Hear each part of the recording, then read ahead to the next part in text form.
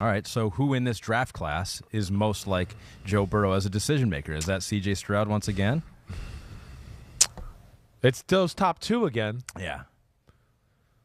I'll give Bryce Young the edge here. Okay. I will. I mean, Bryce does some things that are a little like Joe Burrow, where you're like, holy shit, he saw that fast. Whoa, I didn't even see that. I'm watching film. He got it up and got into a hole like right away. Like I don't even think the receiver was expecting that. You know, his ability to go through reads and get to the right spot quickly is really special. C.J. Stroud is very good in that department too. And where C.J. Stroud furthers it is a little different is that, it's like one aggressive throw to another aggressive throw decision. Bryce isn't always like that. Bryce might be a hair more conservative where he goes, wait, aggressive throw's not open. Let me just look to something here and just get 5 yards so we can be in 2nd and 6, 2nd and 5, and move on that way too. But, yeah, his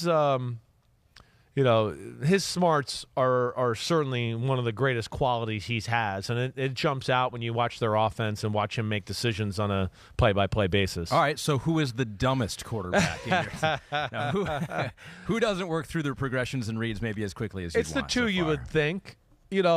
Stroud, Young, Hooker, and DTR are all really good in that department. Okay? Richardson, hey, we have moments in games like I talked about where you go, damn, he's on the money and seeing the field great. But then there's other games where you go, I'm not sure what he's looking at or what he's doing here. And there's a little bit of that with Levis too. So I would say in that department, really, probably Richardson's still the least in that department. But it's not by a ton.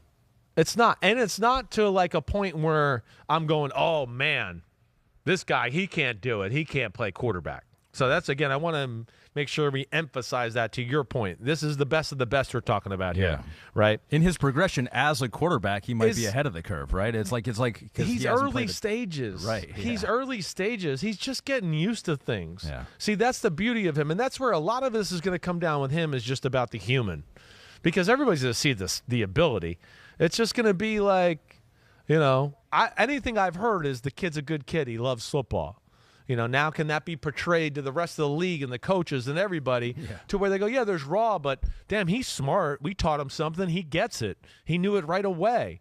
I taught him something about throwing, and he picked it up right away, just like Josh McDaniels taught me about the screen. Yeah. Right? As long as you got that kind of guy, then you're willing to deal with some of the rawness. And I think that's the kind of guy he is. But, yeah, he's the least in that department right now. You go, he's a good kid. And then he walks up, he's 6'4", 244, and you go, giant good kid. Man. Yeah, grown man at this point. All right, a couple more categories here. And this is good because we're kind of nailing down exactly what you saw with some of these guys. I don't think we necessarily went into it this deeply on some of the skills and traits on Monday. How about throwing on the run? Yeah, this is Bryce Young. Accuracy. So this is like accuracy on the run, right? Is what this question and this. So this is Bryce Young. Yeah, this is Bryce Young. Okay. That's where he, like we talked about, is special. He is, and honestly, second in that department is C.J. Stroud. Yeah. Stroud is not as sexy and doesn't have quite the different releases and all that, but man, Stroud on the run is like it's automatic. So I love that, right? Mm-hmm. But Young is automatic too, and then Young has, no look, sidearm. I'm looking over here, and at the last second I came across the middle to get him on the run. Does have the different ways he could throw the ball when he is running, and he's even really good to his unnatural side, running to the left and throwing the ball that way. C.J. Stroud, very good in that department. Hooker, Richardson, and Levis Richardson has some wow throws on the run. They have at times they try to be too quarterbacky and get over the top of the ball. And that can lead, like, when you're on the run, you can't think, I'm going to get over the top of the ball. You're running, and if you want to be able to create it, you got to use the around to create that torque to throw the ball down the field. And that's where, Stroud, Young, and DTR, I think, are better than the other three in that department for sure. Yeah, got it. Yeah, so you can split it right in half. Yeah, in the top pretty right much. there. And I'm going to give Young the lead there, and Stroud second, and DTR third. How about kind of related to this? Yeah, playmaking off script. Right. So when the play breaks down and you got to make something up and what your coach wanted to happen doesn't happen, who do you want taking the snap? This is one where this is like, I think I'm into the Richardson, DTR, Bryce Young conversation here, right? Stroud, this is not like this is the thing we want to see more of, right? I think there's untapped potential here. We've gotten to see that he can do this, and he does it a little bit more than people realize, but not a ton.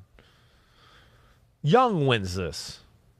Young wins this. I mean, now again, some of this is a little bit of our conversation of like, I don't know if he's going to have these luxuries if he's not at Alabama, right? And that's what you got to decipher.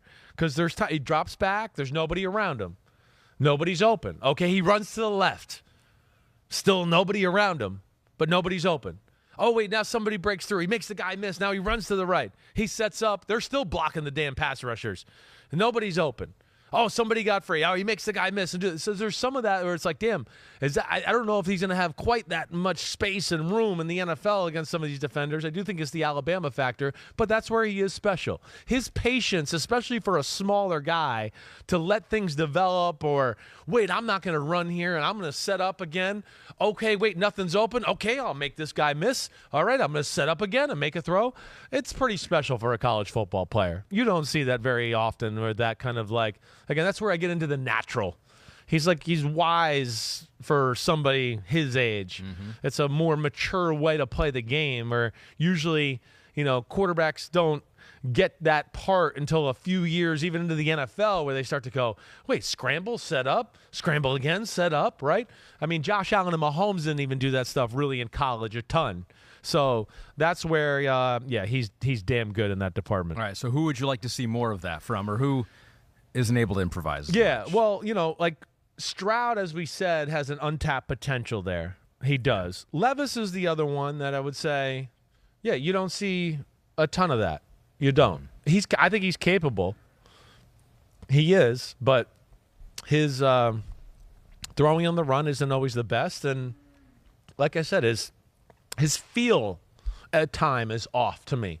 Just his overall feel for, how do I need to throw this ball? Where do I need to step in the pocket? When should I scramble and buy time and do that? When should I tuck the ball away so it doesn't get stripped here while I'm in the middle of people? It's stuff like that kind of just throws me a little off with Levis. Last category, running ability. Well, can I do this one? Yeah, you can. Yeah, I'll take the guy who's 244 pounds and runs, what, 4.4. Yeah, I'll take 4.44, I believe, at 244. Yeah. Yes.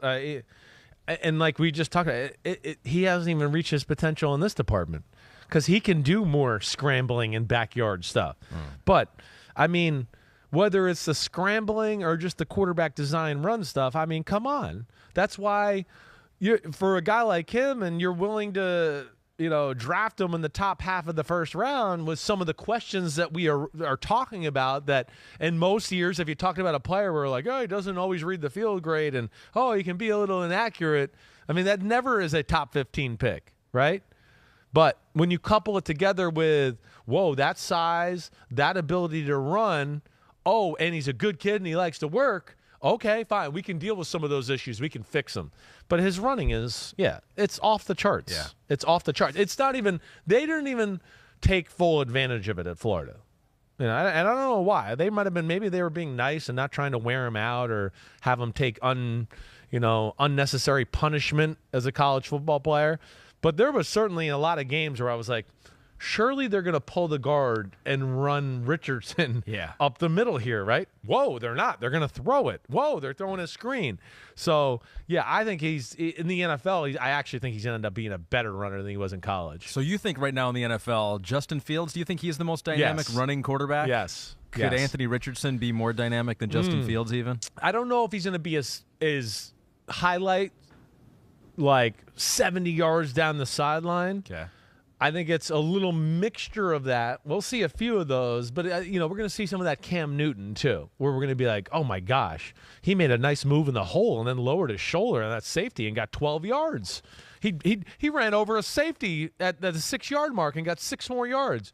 That's where, that's where I think he's going to be different than anybody we've ever seen. Or it's going to be a combination of like Fields and Cam Newton together. Yeah. And that's where that could be very exciting. It'll be fascinating, too, because you want to do what the quarterback does best, right? But at the same time, we saw with Trey Lance last year. He was hurt first game, basically, of the season. So it's like you have to balance it in the NFL. He is so gifted, and your point is right. Yeah. He's so gifted and so big that I feel like he never has to, like, put himself out there a little too. Like, he has plays where he's like, he tiptoes, like, oh, there's 3 people about to converge on him. And he kind of tiptoes because he's not going to let them hit his knees and all that. And he kind of just bottles himself up. And he kind of takes the hits and rolls off them. And you're like, damn, he got 7 more yards. There was 3 people that just hit him there.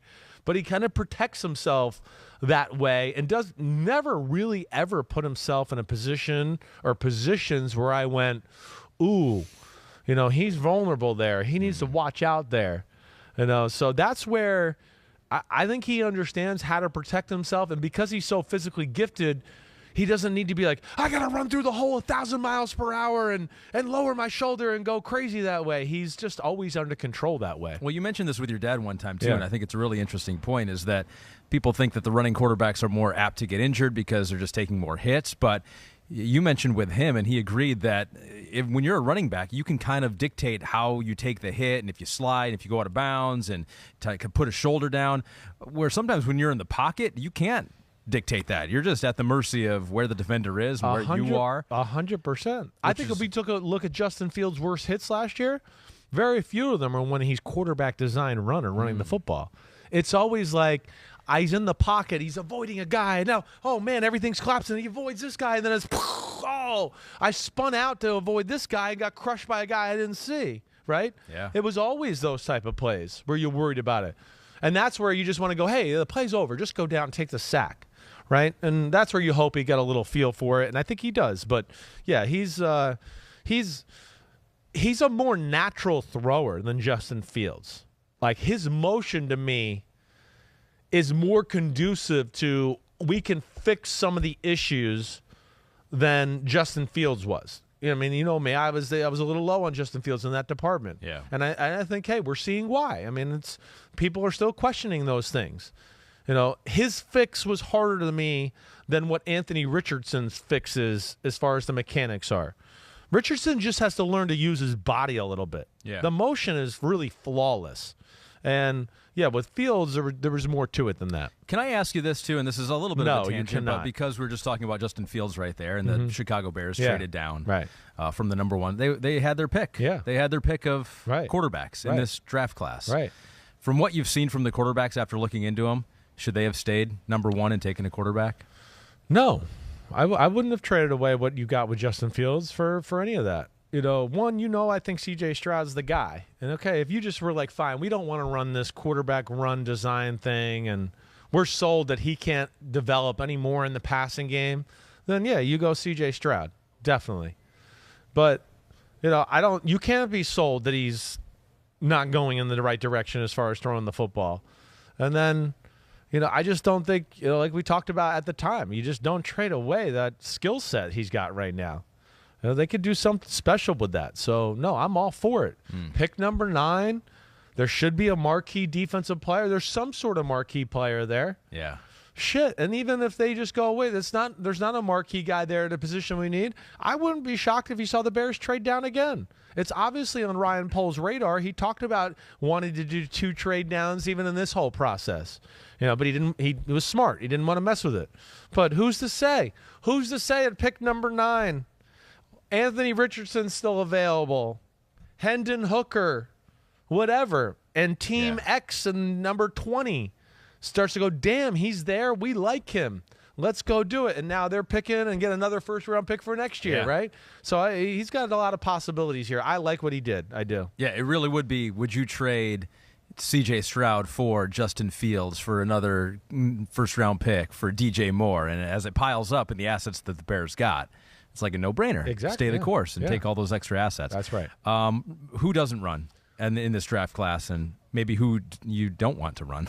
like as far as a runner? Yeah, like running ability. Yeah. That's just not part of their game, and maybe they all got it. Here's the interesting thing. And this is where this is a fun class. And again, this is where I get to the number one guy has the least questions for me. But I think if we put all 6 of these guys in a race, a 50-yard race, 40-yard race, whatever, that Bryce Young's coming in last, right?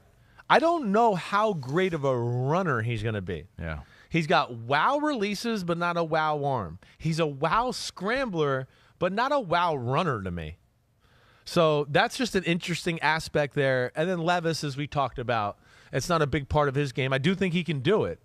He's shown it. I mean, he's athletic enough. Certainly can run, and he can take shots and lower his shoulder. You get to see some of that stuff. But, yeah, I mean, the best runners of the group is Richardson and DTR. Those are the 2 guys that you just go, they can be really dangerous if they break the pocket. Young, I think, can be to a degree. And as we saw with C.J. Stroud, I think there's potential to really grow in this department. Again, it's almost like Joe Burrow in that sense, too. It's a lot more slippery, and the movement in the pocket is really damn good. Mm-hmm.